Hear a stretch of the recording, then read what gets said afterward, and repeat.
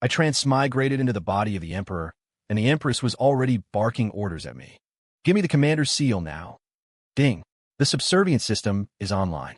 Please satisfy the Empress immediately or face high-voltage punishment. I laughed. I reached for the ceremonial sovereign's blade, resting beside the throne, and, with a single fluid motion, took her head off. Julian, are you deaf? I said, bring me the seal. Beneath the throne, the woman in the magnificent phoenix gown looked impatient. Her name was Victoria Vance, my Empress. The cold electronic voice rang in my head again. Ding. Subservience system activated. Bound host. Empress Victoria Vance. Novice mission issued. Please hand over the Imperial Commander's seal to the Empress immediately to win her favor. Mission failure. You will suffer a 100,000-volt electric shock. I sat on the dragon throne, looking at this woman who was used to ordering me around, and then felt the undeniable command in my brain. Suddenly, it all felt ridiculous. In my past life, I grinded myself to dust in the corporate world, clawing my way to the C-suite only to die from overwork. In this life, I woke up as the absolute ruler, the master of the Dominion. And I'm supposed to be a doormat? Seeing that I wasn't moving, Victoria's perfectly groomed eyebrows shot up, her voice turning shrill. Why are you staring into space? For a grown man, you sure are slow. Hurry up. Warning. Empress's affection level is dropping. Execute the mission immediately. Countdown. 3, 2. I ignored the noise in my head. I just looked at her calmly and asked one question. Victoria, do you know what it means to be the Emperor? She paused and scoffed. Have you lost your mind? I don't have time for your nonsense. Give me the seal. The Emperor, I said softly, my voice carrying clearly through the empty, cavernous hall, is the law. He holds the power of life and death. 1. The countdown ended. Zzz. An indescribable agony instantly tore through my body, as if my soul were being ripped from my bones. I grunted, my body trembling violently, veins bulging on the back of my hands. Victoria watched with gloating satisfaction. Do you understand now? The system said that as long as I'm unhappy, you'll be punished. She thought I had submitted. She thought the pain would make me obedient. However, she didn't know that for a soul just released from the hell of corporate burnout, this pain only fueled an extreme rage. I stood up slowly. The pain made my movements stiff. I walked toward her. She lifted her chin like a proud peacock, waiting for my groveling and submission. That's better. If you had just done this earlier. Her sentence was never finished. I walked past her without pausing, straight to the bronze sovereign's blade displayed as part of the royal regalia in the center of the hall. My hand gripped the cold hilt. Warning. Host engaged in dangerous behavior. Stop immediately. I turned around. The smugness on Victoria's face froze, replaced by a flicker of panic. Julian Sterling, what are you doing? I'm warning you, if you dare touch me. I didn't give her the chance to finish. I drew the sword. I swung. A head with exquisite makeup flew upwards, tracing an arc through the air. Blood, warm and metallic, splattered across my face. The headless body swayed for a moment before crashing to the floor. The entire hall fell into a deathly silence. Warning. System core host Victoria Vance. Vital signs completely vanished. Verdict. Deceased. Mission system. Logic collapse. Initiating emergency protocol. Searching for backup host. I wiped the blood from my face. The cold electronic voice sounded much more pleasant now. Why, Your Majesty? The Chief Chamberlain, Arthur, knelt on the floor, shaking like a leaf in the autumn wind, not daring to lift his head. The maids in the hall had collapsed in terror. A few of the timid ones had already fainted. Drag it out. Clean this up. I threw the sword onto the floor with a loud clang. Summon the commander of the Imperial Guard, Marcus Stone. Arthur scrambled out on hands and knees as if demons were chasing him. Soon, a burly man clad in heavy armor strode in. His name was Marcus Stone, my guard commander, a pure soldier. We saw the corpse and blood on the floor. His pupils constricted sharply, but he immediately dropped to one knee, his voice booming like a bell. Commander Marcus Stone, at your service, Your Majesty. Empress Vance colluded with foreign enemies and intended to commit treason. She has been executed by my hand. I looked at him, my tone flat, as if discussing a trivial matter. Marcus's body jolted, and he buried his head lower. Your subordinate obeys. He asked no questions. He showed no hesitation. That was what I appreciated about him. Relay my orders. Seal off the Phoenix Palace immediately. All staff are to be detained and interrogated strictly. Have the Imperial Guard surround the Chancellor's estate. No one enters or leaves. Yes, sir. Marcus accepted the order, stood, and turned to leave, his movements crisp and decisive. I sat back on the dragon throne. The system in my brain was still blaring alarms. Backup host search in progress. Match rate 10%. 25%. Match successful. New host locked. The Vance family's second daughter, Lily Vance. System binding. I closed my eyes, fingers gently tapping the armrest of the throne. The Vance family.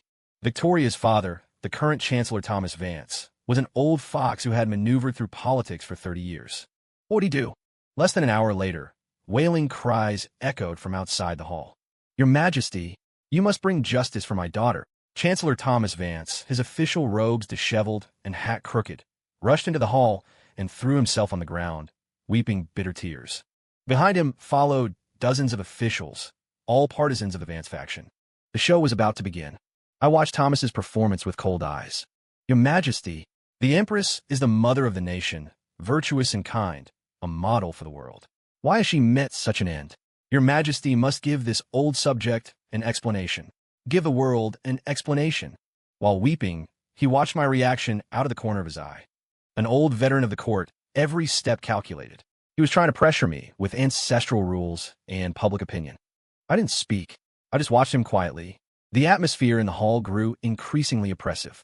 Thomas's crying gradually quieted down, and the officials behind him began whispering.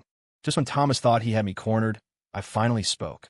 Chancellor Vance, are you questioning me? My voice wasn't loud, but it hit Thomas like a bucket of ice water. He shuddered, his crying stopping abruptly. I would not dare. Oh, you dare. I stood up and walked down the steps slowly, looking down at him from above. You brought a mob of officials into my council hall, demanding an explanation. Thomas, you wield quite the authority. Your Majesty, forgive me. I was only heartbroken for my daughter. Heartbroken. I smiled. Then let me tell you, your good daughter colluded with enemy states, leaked military secrets, and attempted to steal the commander's seal to overthrow the Dominion. I killed her to clear the corruption from my side and stabilize the state. Are you satisfied with this explanation? Thomas snapped his head up, his face full of disbelief. No, impossible. Victoria would never. Evidence. I cut him off. Of course I have evidence. I clapped my hands. Arthur walked up trembling, holding a tray with several letters on it. These were found in the Empress's chambers. Correspondence with the Khan of the Northern Hordes, stamped with her private seal. Chancellor, would you like to verify them yourself? Thomas stared dead at the letters, his face draining of color. He knew the letters were fake. I knew the letters were fake. Every smart person in the room knew the letters were fake. But I was the Emperor. If I said they were real, they had to be real. Chancellor Vance colluded with the North, using his daughter Victoria as an insider. Their treason is clear as day. My voice was cold as a blade. Guards. Marcus Stone marched in from outside the hall with a squad of murderous-looking soldiers. Arrest the traitor Thomas Vance and all his accomplices. Throw them into the celestial dungeon. Thomas and the officials behind him were stunned. They never imagined that not only would I kill the Empress, but I would also move against the entire Vance family. This defied logic. It broke the rules. You tyrant, you're killing me innocent. You'll die a horrible death. Your Majesty, I am wrongly accused. Curses and pleas rang out together. Thomas's face was ashen. He knew he had lost. Lost completely. He thought I was a young puppet emperor he could manipulate, but he never expected I was a tiger waiting to devour people. Julian Sterling. He finally dropped the pretense, roaring, "You killed Victoria and framed me. The Vance family won't let you get away with this. The scholars of a nation won't let you get away with this." I walked up to him, crouched down, and whispered in a voice only we could hear. The nation? I am the nation. Finished, I stood up and waved my hand. Take them away. The Vance family fell. When the tree falls, the monkeys scatter. A huge void opened up in the court, and countless people sharpened their heads, trying to drill their way in. I took the opportunity to promote a group of young officials from humble backgrounds who had real talent, firmly grasping power in my own hands. The entire court took on a new look. The system in my brain also quieted down significantly. Since Thomas was thrown into prison, it hadn't issued any more tasks, only occasionally emitting a few weak static noises. I thought it was over. Until that day, a newcomer arrived at the palace. Your Majesty, the Minister of Personnel, Mr.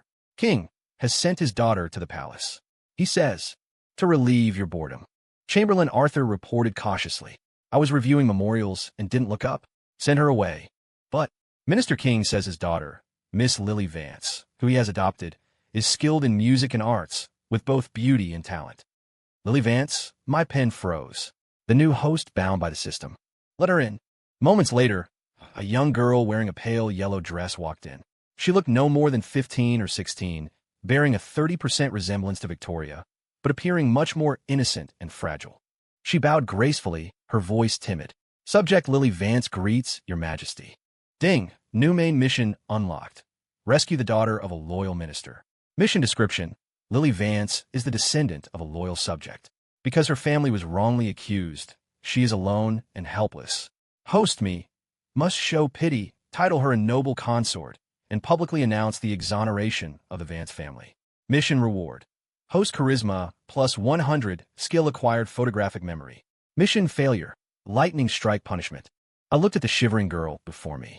Her eyes flickered with a shrewd light inconsistent with her appearance. She was acting. She was waiting for me to follow the script. She thought I was still the puppet controlled by the system. Seeing me silent for a long time, Lily looked up, appearing on the verge of tears.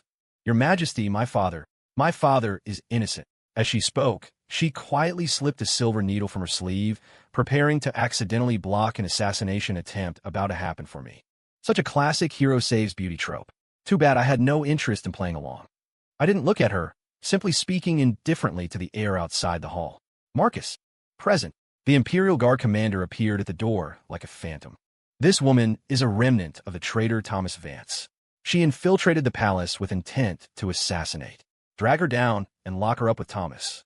The frailty and sadness on Lily's face instantly froze, replaced by extreme shock and astonishment. What? She screamed, losing her composure. This wasn't in the script. Warning. Plot severely deviated. Host facing life-threatening danger. No, Your Majesty. I came to save you. She shouted frantically, trying to explain. But Marcus had already strode up to her, lifting her like a baby chick. Julian Sterling. You can't do this to me. System, save me. In the final moment before being dragged out of the hall, she let out a desperate roar. System. Marcus's footsteps paused slightly, and he looked back at me, a trace of confusion in his eyes. It's nothing. The ramblings of a madwoman. I waved my hand, signaling him to continue. Marcus asked no more questions and dragged Lily out of sight. Warning. Backup host has been detained. System security severely threatened. Initiating final defense mechanism. ZZZZ, a current 10 times stronger than the first one exploded in my brain. My vision went black, the agony nearly bringing me to my knees. I gripped the desk tightly, my fingernails turning white from the pressure.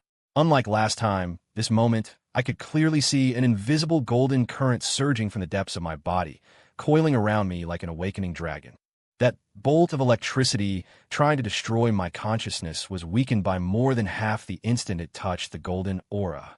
What finally landed on me, while still painful, was no longer irresistible. Impossible. The laws of the native plane. Imperial Chi, what are you? The system's voice carried an emotion of terror for the first time. I gasped for breath, but a cold sneer curled the corners of my mouth. Now you know fear. It turned out this world wasn't completely ruled by it. Imperial power, or rather, the national destiny condensed upon this identity, was the weapon against it. As long as I remained emperor, and as long as this nation stood, I had the standing to challenge it. The system fell silent. It seemed to be analyzing the situation at high speed. After a long time, it spoke again, its tone shifting 180 degrees. Respected child of the plane, Emperor Julian. Everything before was a misunderstanding. This system has no intention of being your enemy. We can cooperate. I laughed. Cooperate? How? I can provide you with technology and knowledge far beyond this era. Even the method for immortality. All I need is for you to cooperate with me, to complete a few simple plot missions, to collect some emotional energy. This is beneficial to you, without any harm. I had to admit, the terms were tempting. Immortality was the ultimate dream of all emperors. But I knew better.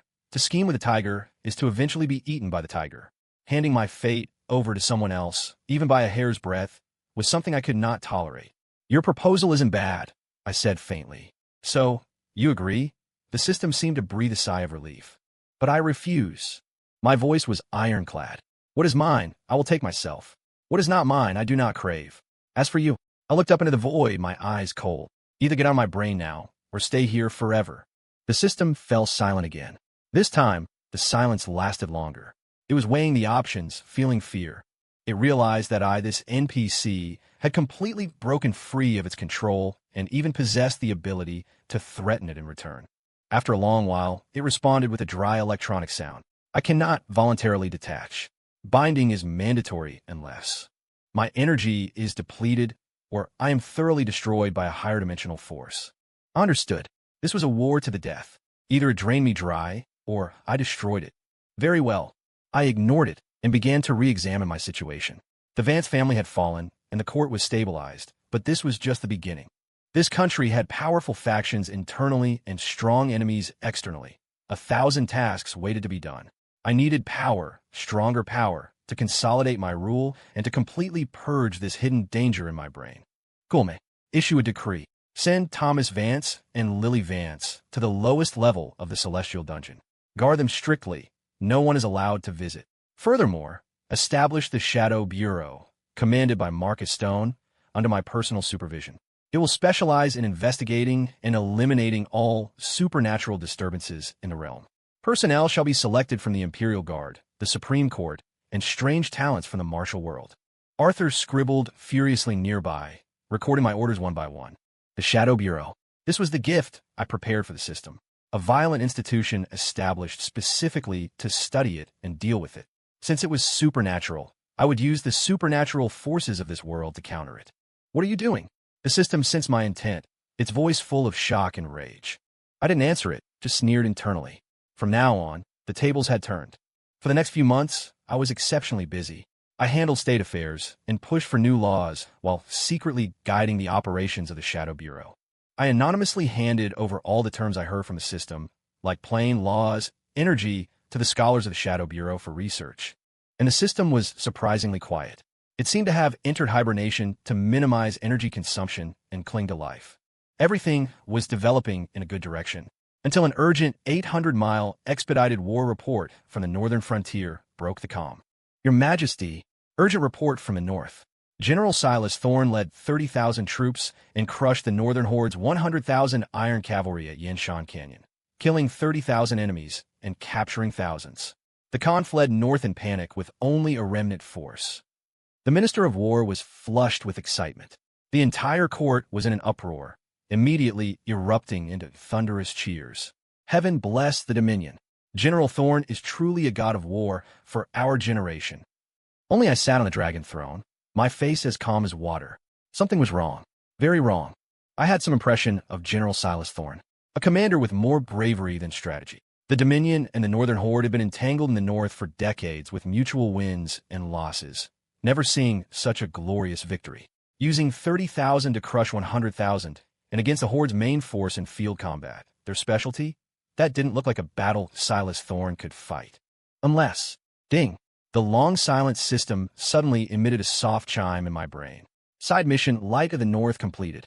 Third-party NPC Silas Thorne fame significantly increased. Obtained title God of War. System energy replenished by 10%. I understood instantly. The system had changed tactics. It couldn't control me directly, nor could it support another puppet like the Vance family. So it chose God-making.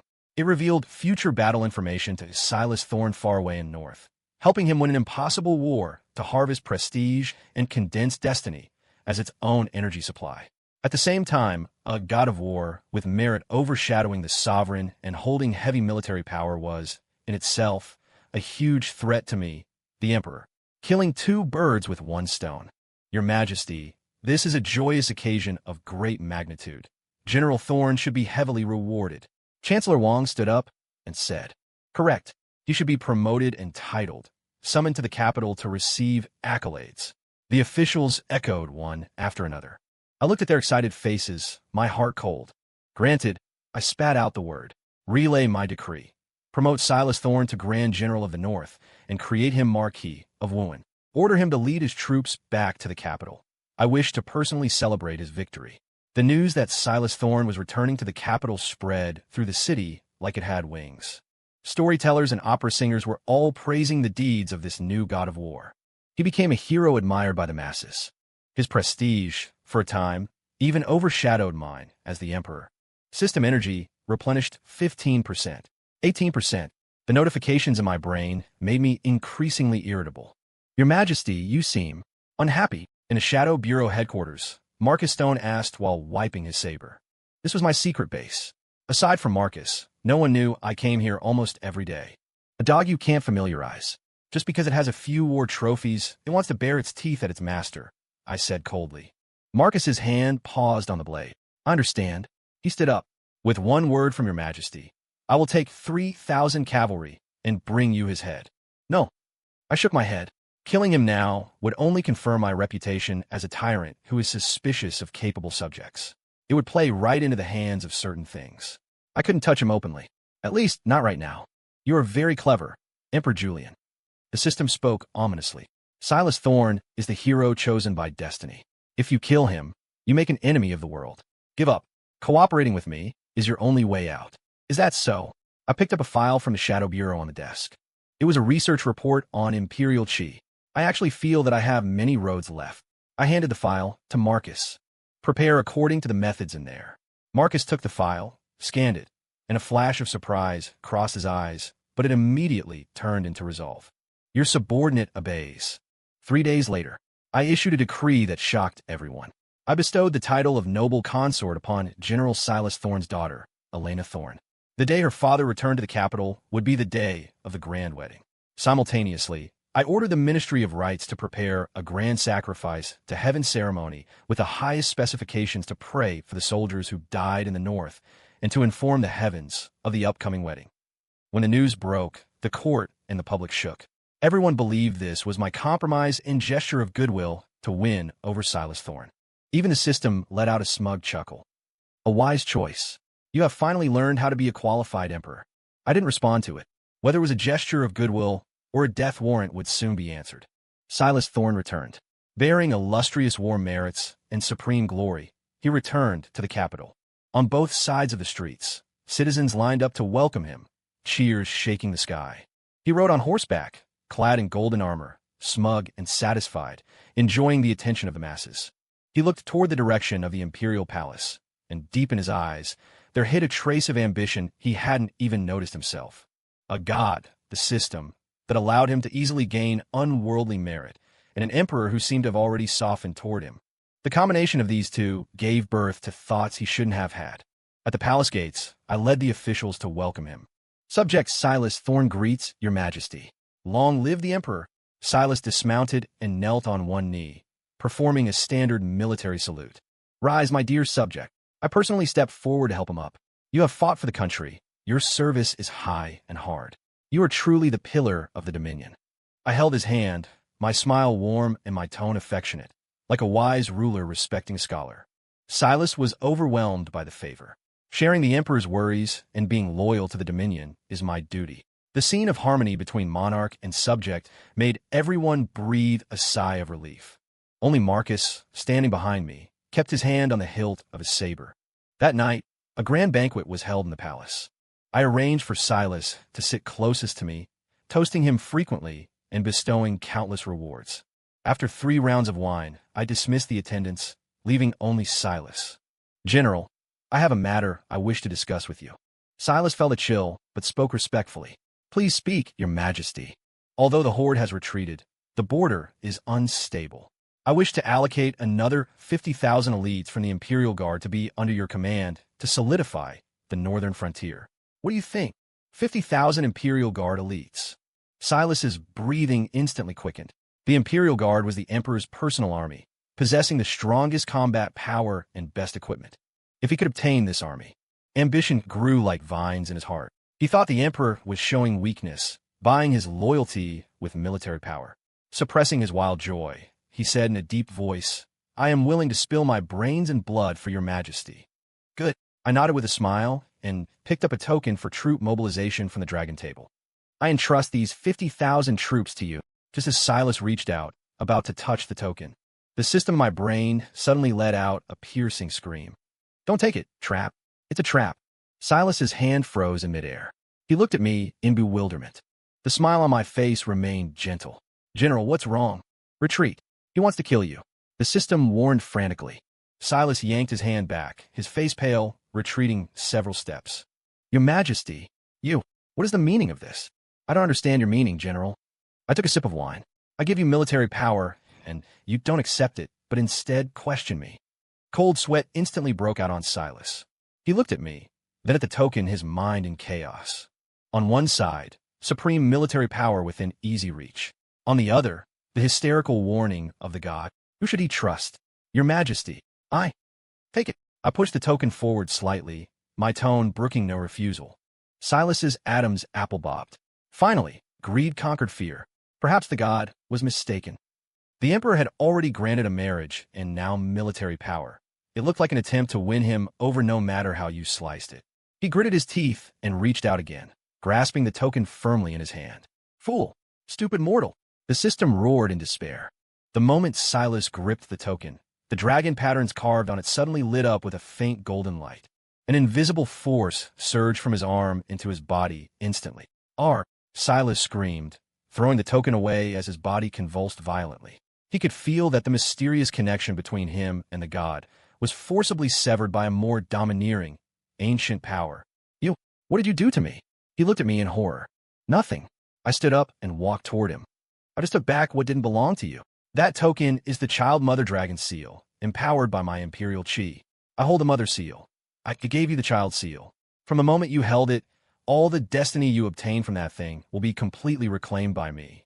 I could clearly feel a pure energy pouring into my body through that invisible link, nourishing the sleeping golden dragon. And the system in my brain wailed in pain as its energy was cut off. My energy is draining. Silas collapsed to the floor, as if all his strength had been siphoned away. Having lost the system's guidance, he was like a blind man who had lost his cane. Why? He muttered to himself, unable to accept the reality. Because if the sovereign wants the subject to die, the subject must die. I looked at him, pronouncing his end. Silas Thorne colluded with demons and intended to rebel. The evidence is irrefutable. Marcus, present. Marcus Stone stepped out from the shadows of the hall. Drag him out. Execute him by Ling Shi. Death by 1,000 cuts at noon tomorrow. Exterminate his clan to the 3rd degree. As for his daughter, Elena Thorne, since she was prepared to be my noble consort, reward her to the army to serve in the barracks. No. Silas let out the last desperate roar of his life. Silas Thorne died. He died even more miserably than Thomas Vance. His fall was faster than his rise. The entire process was smooth as flowing water, causing not a single ripple. The citizens who once cheered for him immediately changed their tune after seeing the evidence of his treason, which I, of course, forged, cursing him as a traitor to the state. The human heart is just that pragmatic. And I, having absorbed the destiny from Silas, felt the sleeping golden dragon in my brain grow significantly stronger. The system's voice became unprecedentedly weak. You monster. Likewise, I sat on the dragon throne, reviewing memorials. I had dealt with the pawn Silas, and the system was nearly crippled by me. But it wasn't dead yet. It was like a venomous snake hiding in a dark corner, ready to bite me again at any moment. I needed a permanent solution. Your Majesty, the sacrifice to heaven ceremony is ready, Arthur reminded me quietly. The sacrifice to heaven. My eyes lit up. This was originally a celebration prepared for Silas, but now it could be put to other uses. If Imperial Chi was an invisible force scattered throughout the nation, then the sacrifice to heaven was the only ritual that could concentrate this power to the maximum in a short time. I was going to set a trap, a gamble with the entire destiny of the Dominion as the stakes. I was going to use this ceremony to completely wipe the system from my world. Issue the decree. 3 days from now, I will personally go to Mount Summit to hold the sacrifice to heaven. Furthermore, remove Thomas Vance and Lily Vance from the Celestial Dungeon and bring them to Mount Summit. I will judge this pair of traitorous father and daughter before the eyes of the nation and the ancestors. What are you doing? The system sensed my intent, its voice filled with panic. You're crazy. Mobilizing national destiny for a confrontation on the plane of laws. One slip up and the entire dynasty will disintegrate. So what? I put down the vermilion brush and looked at the sky outside the window. My life must be controlled by me. Anything attempting to control me must die, even if it costs the entire empire. The peak of Mount Summit, the altar of heaven. Atop 99 steps of white marble. I stood solemnly, wearing the ceremonial robes adorned with the 12 symbols and the 12-tasseled crown, holding the 3-foot sovereign's blade. Below the altar were massed ranks of civil and military officials and armored imperial guards. Lined along the mountain paths were citizens who had come to witness the ceremony. Everyone's eyes converged on me alone. Those gazes seemed to materialize, condensing into invisible luck and destiny, bolstering me. I could feel the golden dragon inside me active as never before. It was cheering, roaring. The auspicious hour has arrived. I walked up the altar steps one by one and plunged the sovereign's blade into the incense burner at the center. I, Julian Sterling, Emperor of the Dominion, hereby report to the heavens. The traitorous Vance family disrupted the court. General Silas Thorne harbored rebellious intent. They were all bewitched by demons, confusing the hearts of men. Today, atop Mount Summit, I invite the national destiny to descend, gathering the will of the myriad people to slay the demon and exorcise the evil. My voice, amplified by internal energy, spread across the entire mountain peak. The citizens didn't understand the details, but they understood the words "slay the demon." In an instant, shouts of "long live his majesty" and "slay the demon" rolled in like a tsunami. No, no. The system let out a terrified scream in my brain. It felt an incomparable, majestic force locking onto it firmly. That was the power of reality, gathered by a civilization, a nation, and the will of tens of millions of people. In the face of this power, its so-called high-dimensional rules were as fragile as a sheet of paper. Bring them up. Thomas Vance and Lily Vance, already wasted away to skin and bones, were dragged onto the altar by soldiers like dead dogs. When Lily saw me, her eyes were filled with malice and confusion. Why? I'm a transmigrated too. We should be on the same side. Why are you doing this to me? She finally shouted out her biggest secret. The officials were in an uproar. But I laughed. Transmigrate? No, you are mistaken. You are just a fool who got a cheat code and thought she was the protagonist of the world. And I drew the sovereign's blade and pointed it at the sky. I am the only master of this world. As my voice fell, the wind and clouds in the sky changed color, and a pillar of golden light descended from the heavens, enveloping the entire altar. That was the imperial chi pushed to its limit by the sacrifice to heaven ritual. Under the illumination of the golden light, Lily let out a wretched scream. A mass of black mist was forcibly expelled from the crown of her head. The black mist twisted and deformed in the air, finally turning into a giant, blurred human face, emitting a piercing roar. Julian Sterling, you will regret this. If you destroy me, you won't survive either. This was the system's final threat. The citizens and officials below the altar had never seen such a bizarre sight. Terrified out of their wits, they knelt on the ground, kowtowing, shouting, "The gods have revealed themselves, or demons have appeared." Only Marcus and his Shadow Bureau members stood calmly guarding the perimeter of the altar, isolating the inside from the outside. I raised the sovereign's blade, pointing it at the black mist. I never do things I regret. Dragon, come. I shouted deeply. The golden dragon of imperial destiny, which had been accumulating inside me for so long, let out a dragon roar that shook heaven and earth, bursting out of my body. It was a true Eastern divine dragon, hundreds of feet long, covered in golden scales, whiskers flowing, radiating divine might. It coiled in the sky above the altar, its indifferent dragon eyes locking dead onto the mass of black mist. Everyone present, including me, was overwhelmed by this magnificent and holy spectacle. So, this was the ultimate form of imperial power? This was the guardian deity of civilization. The moment the face made of black mist saw the golden dragon, all its arrogance and anger vanished, leaving only primal fear. It wanted to flee. But the entire peak of Mount Summit had been completely sealed by the national destiny, forming a massive cage of laws. The golden dragon opened its giant maw. An irresistible suction force emerged. The black mist, along with Lily Vance, whom it used as a host, and the terrified, stupid Thomas Vance, were all pulled by this force, flying uncontrollably toward the dragon's mouth. No, mercy, I submit. I will be your slave for eternity. The system issued its final plea. Its answer was the crunch of the golden dragon closing its giant jaws. The whole world went quiet. After swallowing the system, the golden dragon circled 3 times in the air, let out a satisfied roar, and then turned into a stream of light, drilling back into my body. A massive and pure flood of memories instantly surged into my mind. It was the system's core data. Information about the myriad worlds, planar laws, energy conservation, time travel. Countless pieces of knowledge far surpassing this era. It turned out it was just a low-level plot harvester from a high-dimensional civilization. Its mission was to find children of destiny in various low-magic worlds, follow a fixed script, collect emotional energy like joy, anger, sorrow, and happiness, and then turn it over. I was just a bug, an accident among its countless mission targets. I slowly opened my eyes, digesting this information. The sky returned to a clear blue, as if everything just now was an illusion. But on the altar, the Vance father and daughter had vanished without a trace, not even a hair remaining. The demon was eaten by the divine dragon. His Majesty is the true dragon. The true dragon has revealed itself. The citizens down the mountain erupted into even more fanatical cheers. The officials looked at me with eyes filled with unprecedented awe and fear. From this day on, no one would dare question any of my decisions. My will was the will of heaven. Return to the palace. I sheathed the sovereign's blade and turned to walk down the altar. Behind me was a tsunami of voices chanting, "Long live the Emperor, long live, long live." I knew that an era belonging to me, an era of arbitrary rule for the ages, had officially arrived. Several years later, the Dominion was at the peak of its power, respected by the four seas. I used the knowledge gained from the system to improve agricultural tools, develop irrigation, promote education, and establish the Academy of Sciences.